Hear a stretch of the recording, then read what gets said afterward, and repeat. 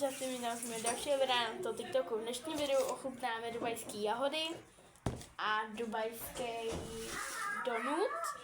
Tady to ne, takže jdu to ochutnat. Takže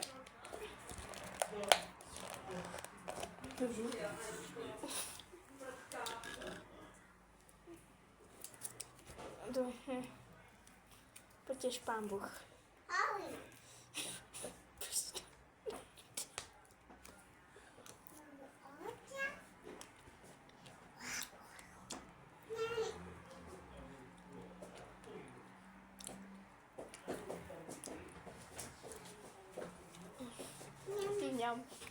Takže chutná ti to?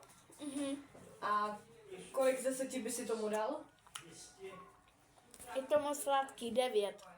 Dobře, 9 z 10. Bomba. Teď jdu ještě ochutnat tady tu koblihu nebo... Počkej, já ti to uříznu. Je to plněný čokolády. Takže to ochutnat.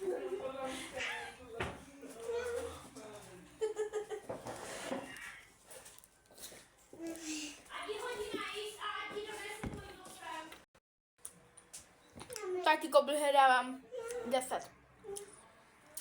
Takže 10 z 10? Doporučuji lidi, běžte si tam koupit, je to v Sokolově Mošíno. Nevím, kde to přesně je to někde u Perly, takže běžte, doporučuji 10 z 10.